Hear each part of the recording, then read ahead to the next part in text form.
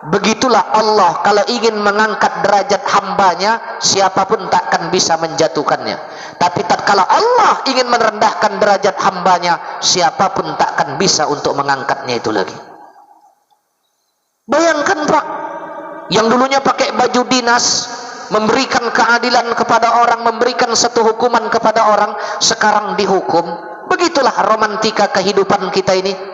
Makanya ada pepatah mengatakan kehidupan kita ini macam roda yang berputar, Bu. Waktu kita di atas, jangan sombong sama yang di bawah. Waktu kita di bawah, jangan berkecil hati, berburuk sangka kepada Allah. Kenapa? Karena kehidupan senantiasa selalu berputar. Assalamualaikum warahmatullahi wabarakatuh.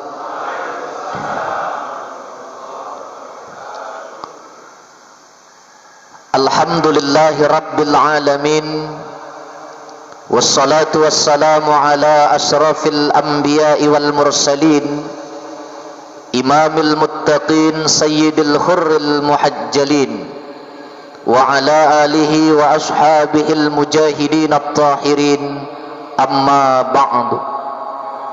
Subhanaka la ilma lana illa ma 'allamtana innaka antal alimul hakim. La haula wa la quwwata illa billahil aliyyil azim. Yang terhormat Bapak Ketua Badan Kemakmuran Masjid At-Taqwa, Bapak Arif Shah Pohan SAST, yang alhamdulillah dalam kesempatan ini berhadir bersama-sama kita. Kemudian yang terhormat Bapak Ketua Forum Komunikasi Silaturahmi Masjid dan Musalla, senior saya beliau ini Bapak Al-Ustadz Muhammad Hendro SHI SPDI, yang senantiasa mungkin pada setiap ahad subuh sering mengorbankan jadwal ceramahnya hanya untuk bagaimana menghidupkan forum komunikasi ini, Pak. Kemudian yang saya muliakan para asatiz, bapak-bapak, ibu-ibu, orang-orang tua saya, para alim ulama, tokoh agama, tokoh masyarakat, dan seluruh ketua DKM yang berhadir dalam kesempatan ini, maupun seluruh jamaah yang berhadir. Mudah-mudahan kehadiran kita pada ahad subuh ini senantiasa mendapatkan berkah dari Allah Subhanahu wa Ta'ala, sehingga kita dapat menjadi manusia yang paling beruntung zahir batin dunia dan akhirat. Amin ya rabbal alamin. Kemudian salam bangga saya terkhusus kepada para YouTubers. Bahasa kerennya kan YouTubers. Kalau dulu kan katanya tukang syuting, Bang, ya. Tapi kalau sekarang kan katanya YouTubers. Dan juga salam bangga saya terhadap Satgas. Ini luar biasa FKSMM ini, Pak. Punya Satgas. Jadi yang punya Satgas itu bukan Satpol PP saja, bukan IPK saja, bukan PP saja, tapi FKSMM juga punya Satgas. Makanya salam bangga saya terhadap Satgas. Tapi itulah hebatnya Satgas FKSMM. Dia nggak punya senjata, Pak. Dia cuma punya rompi. Rompinya pun bukan anti peluru. Saya rasa kalau Satgas FKSMM ini dibawa untuk mengamankan demo kenaikan BBM, kurasa redah demo itu, Pak. Mudah-mudahan Satgas sehat selalu, Satgas kuat selalu, dan mudah-mudahan dengan hadirnya Satgas di tengah-tengah kita menambah ghirah semangat perjuangan kita dalam menghidupkan yang namanya safari subuh. Karena memang kata Allah yarhamka mengatakan, keimanan seseorang, kadar imannya seseorang dapat dilihat bagaimana kualitas sholat subuhnya. Kalau sholat subuhnya bagus, kalau sholat subuhnya baik, sudah barang tentu imannya berada pada level yang paling tertinggi. Sebelum kita mulai acara, mari sejenak Bapak Ibu kita hadiahkanlah Fatihah kepada almarhum anak dari Ustadz Hendro, yaitu Muhammad Zahid Al-Ghifari. Mudah-mudahan segala tingkah lakunya yang telah membuat orang tuanya tersenyum, ini dapat dijadikan oleh Allah menjadi satu permadani untuk almarhum, sehingga nanti dapat menyambut kedatangan orang tuanya di pintu surga. Ala hazhin niyat wa ila hadratin nabi. Al-Fatihah. Bismillahirrahmanirrahim. Alhamdulillahi rabbil alamin, arrahmanir rahim, maliki yaumiddin. Iyyaka na'budu wa iyyaka nasta'in. Ihdinas siratal mustaqim, siratal ladzina an'amta 'alaihim ghairil maghdubi 'alaihim waladdallin. Bapak Ibu para jemaah yang saya muliakan, di dalam Al-Quran surah Al-Jin ayat 16. Kenapa saya angkat surah Al-Jin ayat 16? Ini nggak ada hubungan sama ruqyah tadi, Pak. Kata Allah dalam surah Al-Jin ayat 16 itu memberikan satu dorongan semangat untuk kita. Wa allaw istaqamu ala tariqati la asqainahum ma'an ghadaqah, kata Allah. Barang siapa yang istiqamah di jalannya, yang betul-betul tegak lurus di jalannya, Allah akan berikan yang namanya rahmat, tidak akan pernah putus. Orang yang hijrah istiqamah dengan hijrahnya, Allah akan berikan rahmat yang tidak akan pernah putus sama sekali. Makanya kalau kita berbicara tentang hijrah, itulah hebatnya strategi Nabi kita, Pak. Hebatnya dan cerdasnya Nabi kita itu.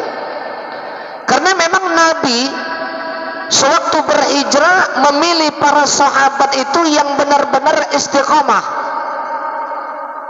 Saya yakin dan percaya FKSMM ini bisa senantiasa sekian tahun berjalan karena mulai daripada pengurus dan seluruh peserta yang tergabung ini istiqamah. Nah, kalau berbicara tentang istiqamah, kita lihat bagaimana potret seorang bandit besar. Kalau kita bilang bandit besar, kalau orang semencir bilang seorang yang luar biasa tengiknya, Pak.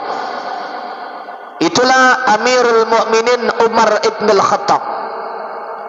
Ini kalau kita lihat, Umar inilah pertama sekali yang berusaha bagaimana untuk menghancurkan Rasulullah.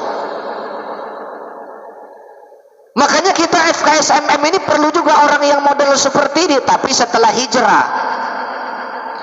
Umar ini sebelum hijrahnya bagaimana cara dia hendak menghantam Rasulullah.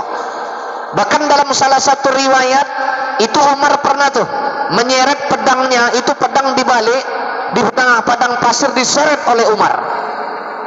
Sampai-sampai ada yang bertanya dari suku Bani Zuhrah, dia bertanya, seorang pemuda bernama Nuaim bin Abdullah.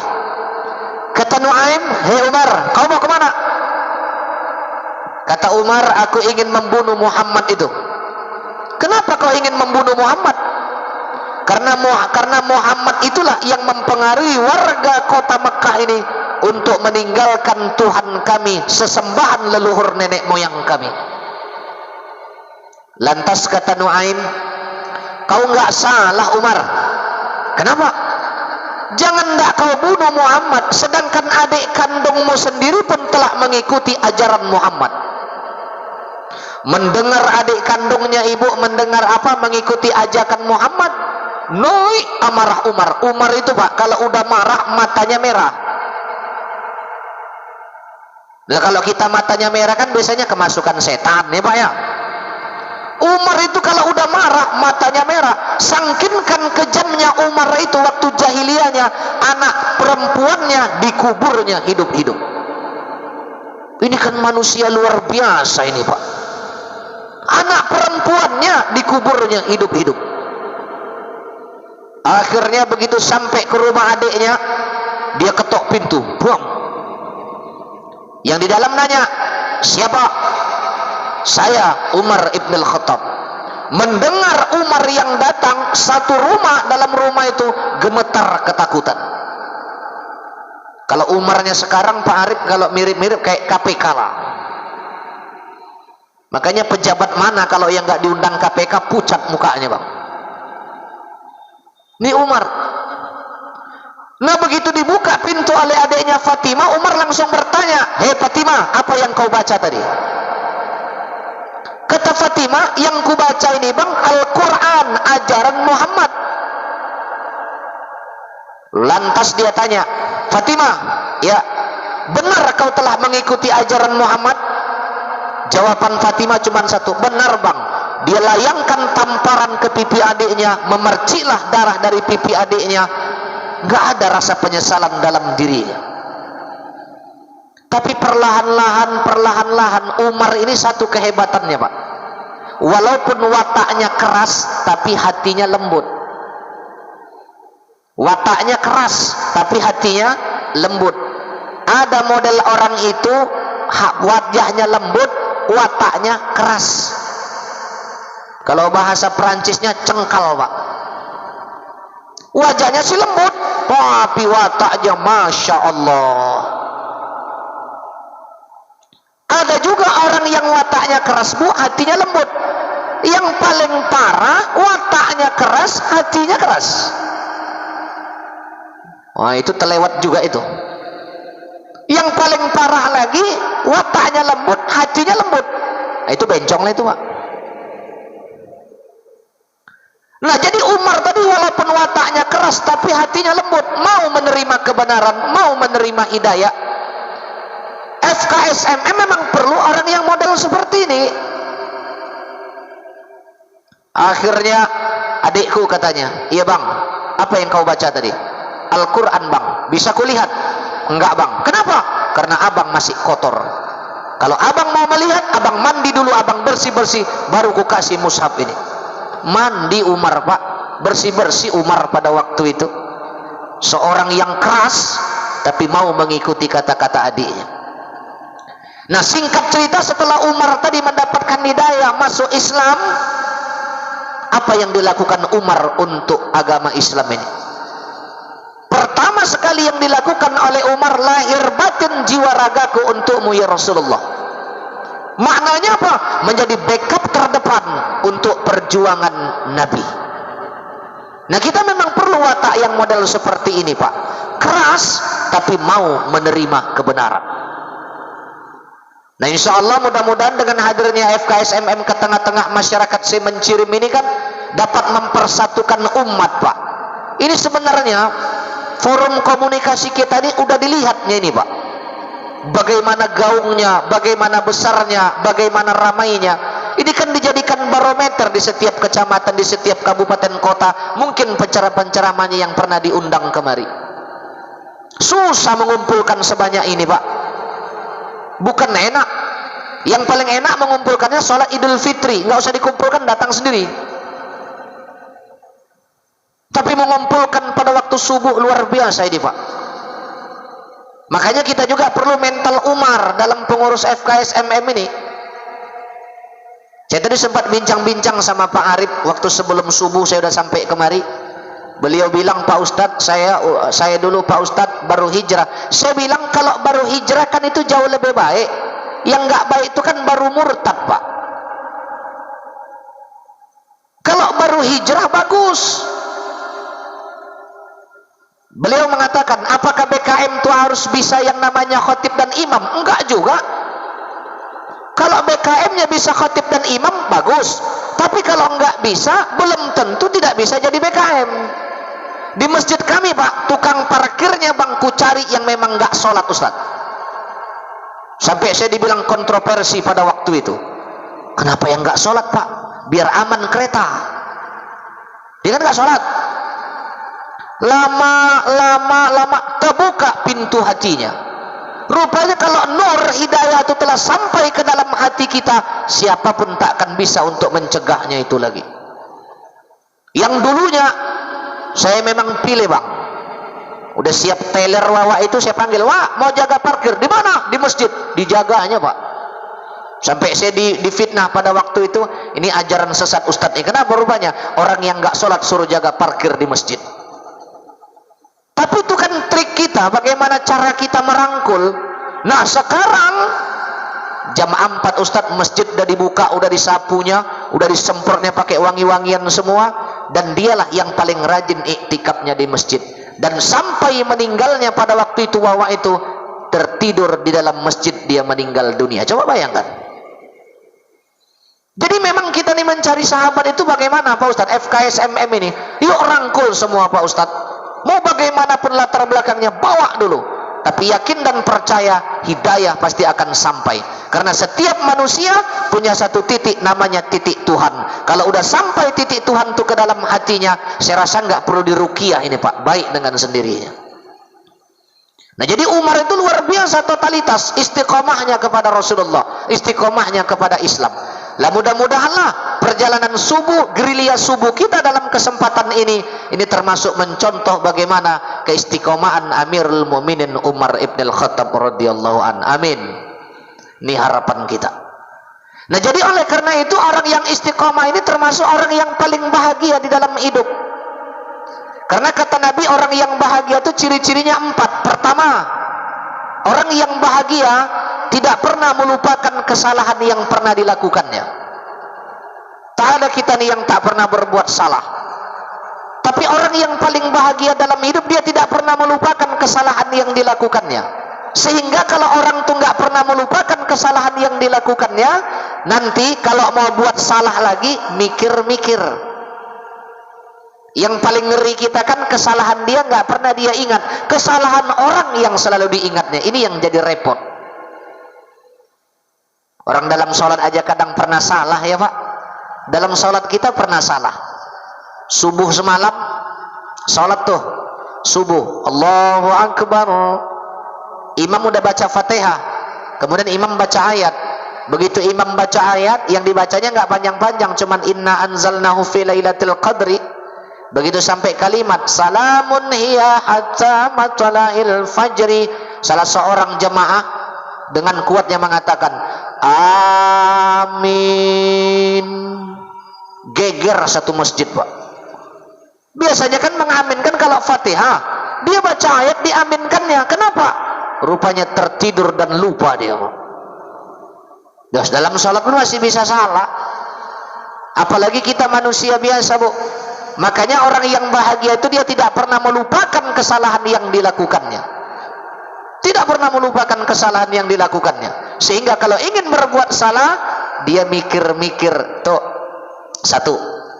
Yang kedua, orang yang bahagia itu kata Nabi bagaimana? Sering melupakan kebaikan yang pernah diperbuatnya. Seolah-olah dia belum pernah berbuat baik. Seolah-olah.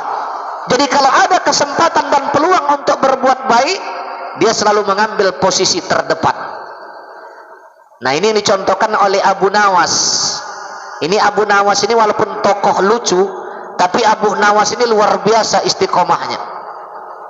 Bahkan sebagian besar pejabat kita itu banyak mencontoh Abu Nawas Pak.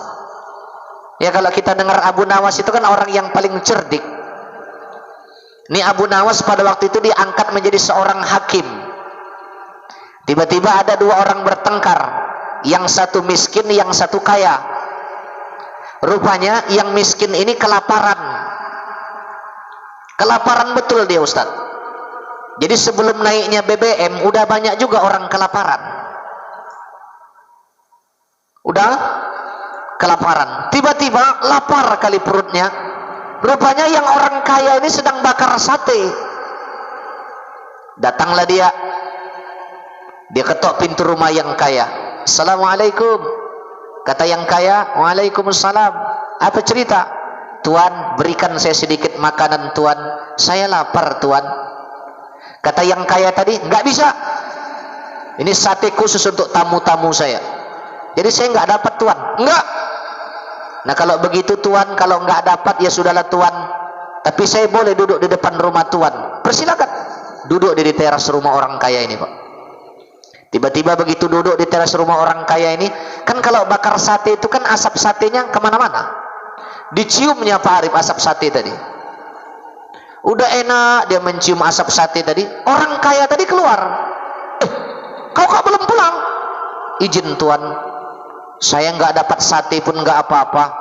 Cuman dapat asap sate pun syukur kali Tuan. Jadi asap sateku kau cium? Iya Tuan. Bayar, kata yang kaya itu. Kurasa ini orang pelitnya luar biasa ini Pak.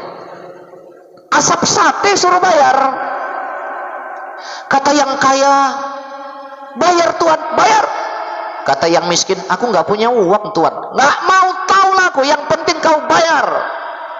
Orang kaya pak, bayar. Baiklah tuan, tempo berapa hari? Besok. Mau ngapain? Saya mau lapor sama tuan guru saya, Abu Nawas. Nah silakan. Datang ke rumah Abu Nawas, ketok pintu. Yang nyambut ajudan pak. Kan kalau hakim tuh pakai ajudan, bukan Pak Irjen Sambo aja pakai ajudan. Hakim juga dulu pakai ajudan, bukan tanggung-tanggung ajudan itu. Saya yakin nanti ya pak ya, ajudan. Akhirnya bagaimana? Kata ajudan, ada pak, mau ketemu tuan hakim Abu Nawas. Oh, Abu Nawas, tuan hakim lagi tidur. Rupanya hobi Abu Nawas itu tidur. Makanya kalau pejabat yang suka tidur nyontoh Abu Nawas. Saya kan ini kan cerita nih, jangan marah dulu, ini cerita nih. Yang suka tidur nyontoh Abu Nawas. Jadi kita nggak heran pak, mana bapak? Turu Abu Nawas. Ya kalau marah aja sama sejarah itu, jangan marah sama saya. Nah akhirnya bagaimana? Jadi kayak mana saya ini pak?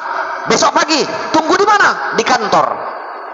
Dah pergilah, namanya uang cilik. Uang cilik ini kan nggak bisa buat apa-apa pak. Besok datang ke kantor, duduklah orang miskin ini, datanglah orang kaya tadi. Kendaraan yang paling mahal pada waktu itu kan unta. Kalau sekarang kita bilang lah pakai Pajero Sport, dia datang, cus. Begitu sampai, oh udah lama kau datang, sudah tuan. Mana tuan hakim? Belum sampai. Rupanya Abu Nawas datangnya paling terakhir. Makanya kan banyak juga pejabat-pejabat kita datangnya belakangan pak. Betul nggak pak? Tapi saya salut dengan seorang ustadz. Dia diundang jam 8.30, jam 8.15 sudah sampai. Ditunggunya jam 9 nggak datang, ditinggal pulang pak. Mau itu ustadz ngeri juga, itu nggak sanggup kita mengikutinya itu dah. Ditanya, kenapa ustadz pulang? Di undangan jam sekian, aku udah datang. Kenapa nggak ada yang datang? Oh mak, ini pak, kami para ustadz belum sanggup nyontohnya itu. Berarti kan amplop lepas itu bang kalau pulang. Itu yang belum siap kita ustadz. Saya bilang, wah ustadz tuh vokal. Iya saya bilang, cuman kalau mau contoh ustadz itu saya belum siap. Saya bilang, ditinggal pulang bang. Kelimpungan panitia, mana ustadz? Aku udah datang. Kenapa kalian nggak ada datang? Pulang dia. Jadi ku tanya, nggak ngeri ustadz? Apa yang ku ngerikan? Rupanya pensiunnya pun jauh lebih besar. Cocok lah. Nah ini. Nah akhirnya bagaimana pak ustadz? Datanglah Abu Nawas karena datang terlambat. Kata Abu Nawas, udah selesai, udah tuan, duduk. Apa masalahmu? Saya menuntut yang susah ini tuan, karena telah mencium asap sateku tanpa seizinku. Asap sate? Iya. Bukan satenya? Bukan. Kau minta bayar? Iya. Tanya yang susah. Kau betul mencium asap sate dia? Betul tuan. Kenapa kau cium tanpa seizin dia? Namanya lapar kepepet tuan, apa boleh buat? Kan aku bukan makan satenya. Enggak ada kau makan? Enggak. Asapnya saja? Iya. Jadi dia minta bayar tuan. Berapa kau minta bayar? 100 dinar. Sanggup kau? Boro-boro 100 dinar tuan. Wong dapat mangan aja syukur. Kebetulan Wawa ini orang si mencirim pak. Nah lantas bagaimana? Sanggup? Enggak. Betul? Enggak sanggup tuan. Kalau dia enggak sanggup bagaimana? Ku penjarakan. Mak, menggigil si kawan pak. Kau penjarakan? Tega kau? Tega tuan? Kenapa dia cium asap sateku tanpa seizinku? La ilaha illallah. Kata Abu Nawas, udah, nanti utang dia 100 dinar aku yang bayarkan. Senang yang kaya tadi. Dapat cuan ini. Kayak mana cara tuan membayarnya? Udah selalu aja kau. Rupanya Abu Nawas tuh ada 2 kantong duitnya. Yang pertama duit kertas, yang kedua duit logam. Kalau pejabat ngasih duit logam dilempar orang, betul pak? Betul nggak pak? Ini satu duit kertas, satu duit logam. Dikeluarkannya kantongan logamnya. Telingamu bagus? Bagus tuan. Telingamu? Bagus tuan. Apalagi dengar duit, bagus sekali tuan.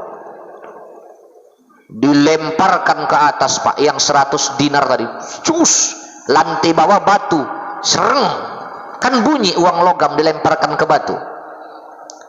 Begitu bunyi, kau dengar? Dengar Tuan. Kamu? Dengar Tuan. Kata Abu Nawas, hei orang kaya, iya Tuan, hutang yang susah ini telah kubayarkan. Loh, mana duitnya? Tadi apa enggak dengar kau suara duit? Dengar Tuan. Lah itulah untuk membayar hutangnya. Kenapa pakai suara aja? Yang dimakannya kan bukan satemu, tapi asap satemu. Kata yang kaya, oh iya juga ya. Nih hebat, suka tidur, datang terlambat, tapi ngasih solusi. Kadang penyakitnya suka tidur, datang terlambat.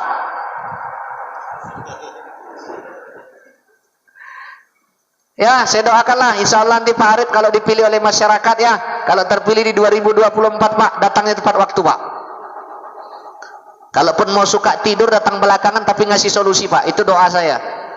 Mudah-mudahan kalau nanti dengan izin Allah, bapak-bapak yang lain juga sepakat membantu tanpa ada iming-iming wani piro. Saya doakan bapak duduk Pak, mudah-mudahan. Saya juga tahu sepak terjang bapak di luar seperti apa, di perusahaan seperti apa, relasi bapak saya tahu. Kalau saya ceramah di Deli Serdang itu, saya kenal juga dengan nama bapak, saya dengar satu dua. Nah insya Allah mudah-mudahan dengan doa kita bersama, kalau Allah redho Pak, nggak ada yang mustahil.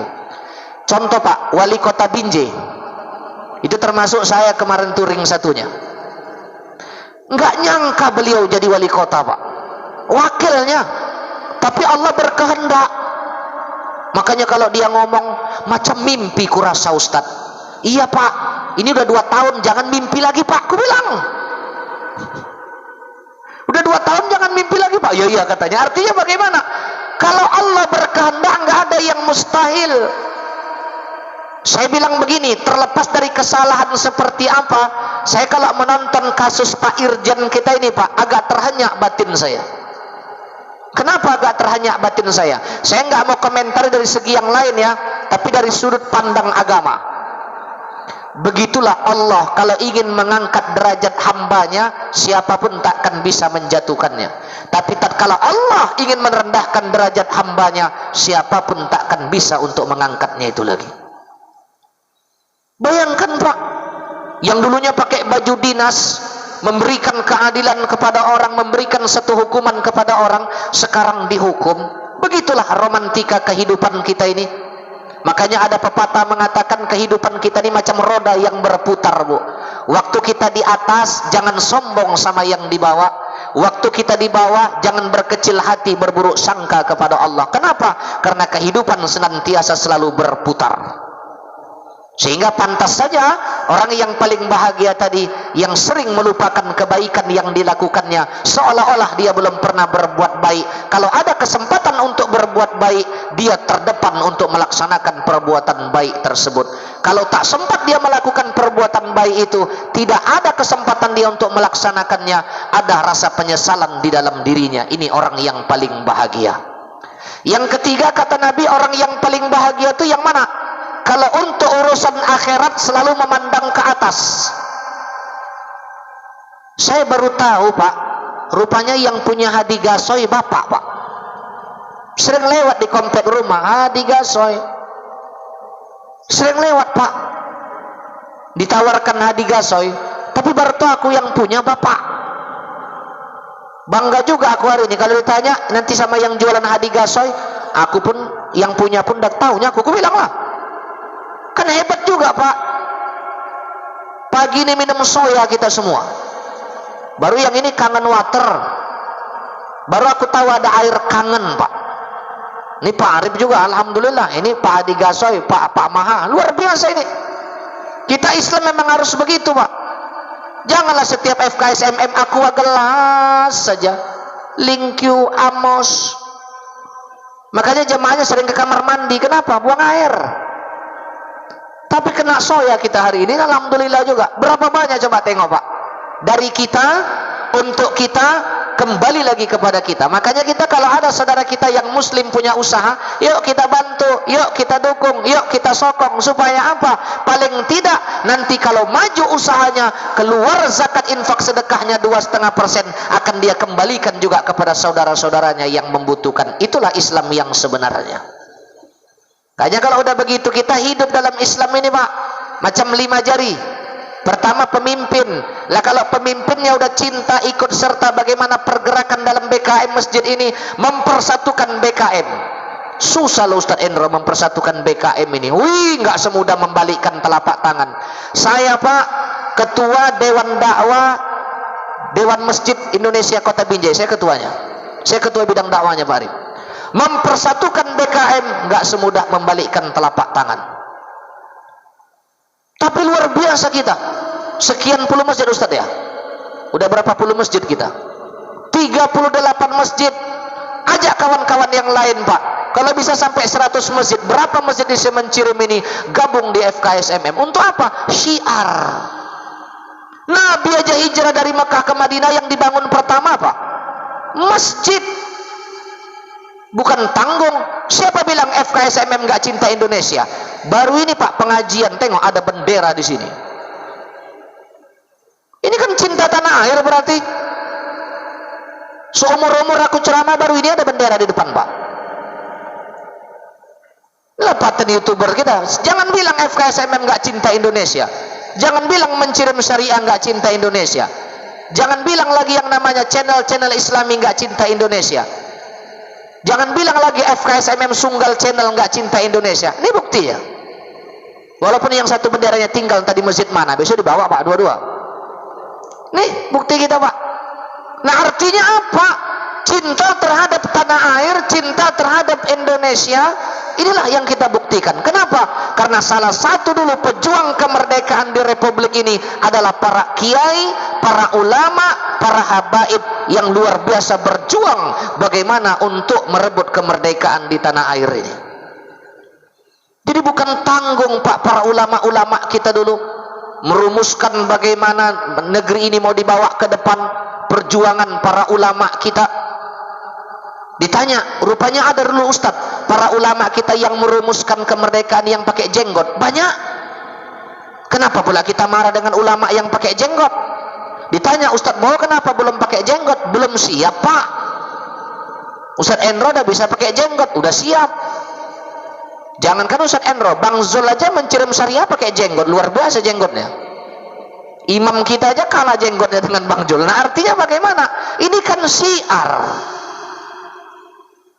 Kalau boleh saya sampaikan, kita ini kan ada sentuhan tradisi, sentuhan budaya. Di Arab Pak, saya kasih contoh. Itu rata-rata pakai jenggot. Satu penghormatan kita kalau di sana, kita elus jenggot kawan kita elus jenggot kita, itu namanya penghormatan. Tapi jangan praktekkan di sini Pak. Kena tempeleng, nggak ada utak kau, kurang ajar kau kata. Jenggotku kelus-lus katanya. Ini kan satu sentuhan budaya, tradisi Pak Ustadz. Satu sentuhan budaya, tradisi. Nah makanya bagaimana kalau kita tengok di sana, kita pegang jenggot kawan Bang, penghormatan loh. Tapi kita di sini nggak bisa. Nah makanya kita tempatkan di mana bumi kita bijak, situ langit kita junjung. Artinya bagaimana? Tradisi sampai kapanpun tak akan bisa untuk dihapuskan. Nah hari ini luar biasa tradisi yang kita gunakan Pak. Saya pakai tradisi Arab, gamis. Bapak pakai kain sarung Pak, alhamdulillah. Bapak pakai batik Pak, nasional. Bukan tanggung kita di Indonesia ini. Berbagai macam suku, tapi hidup dalam satu negeri. Itulah namanya ro'iyah, atau bahasa kita namanya rakyat. Makanya alhamdulillah, mudah-mudahan saya yakin dan percaya FKSMM ini akan besar Pak Ustadz. Saya yakin akan besar. Kalau udah nanti luar biasa besar FKSMM ini, menjadi satu pergerakan kita. Pergerakan untuk apa? Memakmurkan, mensejahterakan umat Islam khususnya. Apa buktinya Pak Ustadz? Yang ada usaha-usaha, yang ada usaha kue, dihubungi oleh pihak FKSMM. Pak, roti sekian ratus bungkus. Nolong siapa? Kan nolong saudara juga. Makanya saya bangga tadi kata Ustadz Endro, kalau masjid-masjid kita ini Pak udah bisa menempatkan para hafiz menjadi imam, berarti masjidnya maju Pak Ustadz Parip. Ini kan hafiz-hafiz kita banyak, depan pesantren, belakang juga ada yayasan pendidikan, tamat selesai menjadi hafiz Quran. Tapi yang membuat kita sedih, iris miris sekarang batin kita, belum bisa masjid kita memberdayakan bagaimana penempatan untuk hafiz-hafiz Quran itu Pak. Pesantren tahfizul Quran Bang, di mana-mana menjamur sudah. Nah kalau bisa tadi pengurus BKM-nya bersinergi, yuk tukar pikiran, yuk duduk bareng, yuk bagaimana kita tempatkan hafiz Quran. Bukan berarti yang hafiz juz amma nggak laku. Yang hafiz juz amma kapan sholatnya? Zuhur, asar, kan cantik karena nggak pakai suara. Lah kalau ayatnya kulhu aja kan nggak apa-apa, nggak ada yang tahu. Nanti yang hafiz Quran anak-anak kita itu Pak, itu untuk maghrib, isya, subuh, atau kita rombak isya, subuh. Di masjid kami buat isya, subuh, maghrib hafiz Quran, maghrib, asar, zuhur hafiz juz amma. Kan hafiz juga lah namanya itu. Digaji Pak, alhamdulillah udah sekian tahun hafiz itu di situ, dibayar Pak, sejahtera. Tapi yang semampu masjid, sepakat ada berapa masjid? Tukang pangkas saja ada persatuannya, masa BKM kalah dengan Ustadz kok berani ngomong gitu? Ya kawan-kawanku banyak tukang pangkas syariah, ada pengajiannya Pak, ada persatuannya. Kalau 15.000 sana semua 15.000, mantap betul. Ini aku bilang kenapa kita mesti kalah? Nah makanya saya bilang tadi Pak, kita butuh sosok Ustadz Endro. Coba tanya Ustadz Endro, berapa jadwal dikorbankannya udah untuk FKSMM ini? Tadi saya dengar mau ceramah lagi ke Ring Road Setiabudi. Tapi karena FKSMM saya kemari Pak Ustadz. Alhamdulillah, satu perjuangan Pak. Makanya mungkin ini buah hasil juga Ustadz. Waktu almarhum anak Ustadz dipanggil oleh Allah, yang datang itu luar biasa. Jarang-jarang tahlilan sampai 350 orang, itu jarang itu Pak. Nah artinya bagaimana Pak Ustadz? Ayo Bu, sama-sama dukung.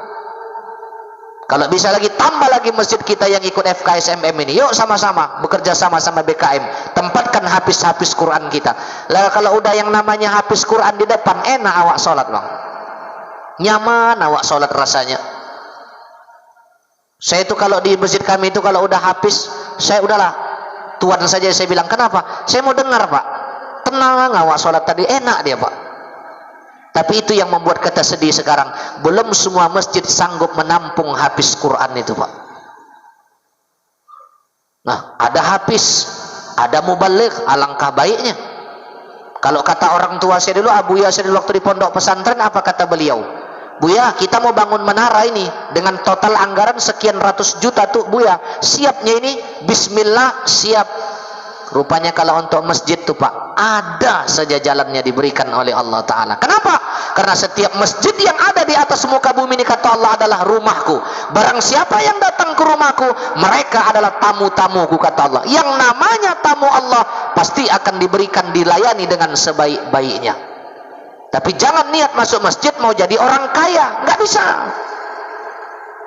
Masuk masjid mau jadi orang yang beruntung. 6.666 ayat Al-Quran Allah katakan, hai hambaku, jadilah kau orang-orang yang beruntung. Siapa itu orang yang beruntung? Orang yang bisa bahagia di dunia dan di akhirat. Bagaimana yang bahagia tadi yang terakhir? Ciri-cirinya kata Nabi adalah kalau untuk urusan dunia selalu memandang ke bawah. Nah, jadi jangan biasakan nanti Pak, kalau ada saudara kita yang ingin berjuang, kita nih Islam nih kalau bisa, kalau mau maju harus ada juga yang duduk di legislatif. Kalau nggak bisa Pak. Kalau saya mungkin di podium oke lah, tapi kalau untuk di atas, jadi kalau ada saudara kita yang duduk Pak, yuk sama-sama kita doakan, kita bantu. Supaya apa Pak Ustadz? Paling tidak bisa melakukan kebijakan-kebijakan yang terbaik untuk umat. Tapi jangan dibiasakan awak piro, Pak, pironya nggak hilang. Besok tanya Allah di akhirat, kau dulu yang bilang piro kan? Nah ini Pak, kami waktu pilkada wali kota Binjai itu hari Pak, itu kan udah dianggap nggak menang ini wali kota yang sekarang ini. Kenapa? Duitnya nggak ada. Tapi luar biasa Pak, masyarakat melihat bagaimana seperti apa. Ya alhamdulillah sekarang di deretan para wali kota saya lihatlah Pak, bukan saya memuji karena saya orang Binjai, tidak. Yang paling sederhana ya wali kota kami lah Pak. Bayangkan Bang, diundang tahlilan datang Bang. Pak, diundang tahlilan, yang meninggal itu bukan pejabat, enggak. Saya bilang saya angkat topi dengan Pak Wali. Satu jawaban beliau, apa katanya? Ini kan titipan Allah Ustadz, amanahnya ini. Kalau Allah mau ambil sebentar ini, saya sapu dada saya, berair-air mata saya, berarti Bapak ini paham. Ini kadang kalau udah pakai jengkol, mandang orang kayak pete Pak. Tapi enggak di sini, Lebanon, Perancis, Australia. Kok udah pakai jengkol, hehehe. Mak seramak nengoknya dah. Tapi insya Allah kalau nanti yang tergabung di FKSMM ini, kalaupun ada yang terpilih di legislatif diamanakan oleh rakyat izin Allah, kurasa enggak begitu dah. Kupesan nama Pak Arif, mana tahu nanti ada rezekinya Pak duduk, jangan enggak datang lagi di FKSMM ya Pak. Tapi tetap semangat Pak, bantu FKSMM ini Pak. Kalau bisa kuenya jadi 2 Pak, jangan 1 lagi. Karena kueku cuma di bawah, di atas enggak ada. Dibantu Pak, gunakan tuh kebijakan untuk bagaimana memakmurkan umat. Banyak contohnya. Banyak contohnya. Ada juga sahabat kita tuh, wali kota Dumai itu Haji Faisal itu, luar biasa. Tanpa modal Pak. Cuman satu yang dipintanya, saya ingin bekerja, saya ingin berbuat.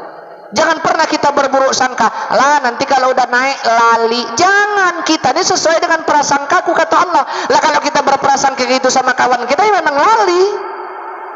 Ini kadang prasangkanya jelek terus. BKM, beli kereta baru, uang keramik. Aku pengurus masjid Pak. Ustadz Bowo nggak pernah datang, masa jadi penasihat masjid? Ku bilang bukan nggak pernah datang, aku kalau udah musim-musimnya saya sering keluar kota Pak. Kalau subuh bagaimanapun hujannya tetap saya datang ke masjid. Tapi pula kalau BKM-nya subuh pun nggak datang, pecat. Kecuali sakit. Namanya pengurus masjid Pak. Salah satu nanti yang mendapatkan naungan di hadapan Allah siapa? Rajulun qalbuhu mu'allakun fil masajid, kata Imam Bukhari itu. Orang yang hatinya terpaut dengan masjid. Ya Allah, ya Rabb, mudah-mudahan kita nih Pak nih, Pak Simen juga nih nggak pernah absen, saya tengok hadir terus. Channel FKSMM Mencirim Syariah nih naik ratingnya, Pak Simen lah. Kenapa? Selalu hadir. Nah itu, makanya pangkat dan jabatan yang diberikan oleh Allah Ta'ala itu semuanya adalah titipan. Hanya kita doakan orang-orang tua kita, para pejabat sehat-sehat semuanya. Begitu diberikan amanah jabatan, insya Allah mudah-mudahan bisa amanah. Makanya jangan pernah berburuk sangka kita Pak. Jangan pernah, karena kita sesuai dengan prasangka hambaku kata Allah. Kita berprasangka, saya yakin Ustadz Hendro dengan kawan-kawan, dengan bapak-bapak buat FKSMM dengan satu niat, supaya bisa menghidupkan ghirah semangat umat lewat masjid. Kalau enggak berprasangka baik, enggak mungkin sampai sekian tahun masih bertahan ini Pak. Enggak mungkin. Saya yakin nih bapak-bapak orang tua saya yang saya muliakan, ibu-ibu datang kemari ini kan enggak dibayar Pak. Keliling semencirim, bayangkan saja. Karena kemarin juga ada saya ketemu dengan Ustadz yang pernah diundang Ustadz Hendro ceramah kemari. Beliau sampaikan, kagum saya, Dek, kenapa Bang? Luar biasa FKSMM itu, dia bilang. Setiap subuh, berarti setiap minggu kan Ustadz? Setiap subuh ramainya luar biasa. Ini salah satu modal penggerak kita Pak. Karena umat Islam itu akan bangkit, umat Islam itu akan maju, memberikan kontribusi yang terbaik untuk negeri ini lewat masjid. Nah insya Allah mudah-mudahan kasus yang kemarin lagi viral, pembangunan pondok pesantren itu, yuk kita duduk bersama, kita fikirkan dengan kepala dingin. Saya nangis saya nengoknya Pak. Maksud saya begini, kita duduk bersama, kita kumpulkan tokoh-tokoh adat setempat, yuk kita minta izin bagaimana yang terbaik, pesantren tetap berjalan, tidak mengganggu usaha yang ada. Artinya bagaimana? Yuk kita ambil jalan wasatiyah, jalan tengah. Jangan dijadikan ajang keributan. Kenapa? Yang dibangun juga tempat baik, pondok pesantren. Yang sana juga cari nafkah dari hotelnya. Artinya bagaimana? Yuk duduk sama, panggil tokoh agama, panggil tokoh masyarakat, panggil para pejabat, panggil pengusahanya. Mana hati nurani Bapak, Pak? Pondok ini, Pak. Saya yakin Pak Umar aja yang begitu kerasnya bisa, apalagi kita yang bukan Umar. Tapi kalau kita lebih pula nggak bisa daripada Umar, berarti kita Umar kuadrat. Yuk sama-sama, mari sama-sama kita jadikan forum komunikasi Masjid Musholah ini menjadi ajang kita untuk bagaimana membangkitkan ghirah semangat umat dalam menghidupkan masjid. Kalau bahasa kerennya, napak tilas Rasul dari masjid menuju masjid. InsyaAllah mudah-mudahan kita yang selalu hadir, yang selalu aktif, senantiasa dalam naungan lindungan Allah Subhanahu wa ta'ala. Pas jam 7 mungkin dapat saya sampaikan, semoga bermanfaat. Terima kasih atas segala perhatian, mohon maaf atas segala kekurangan. Usikum wa nafsi bitaqwallah. Wassalamualaikum warahmatullahi wabarakatuh.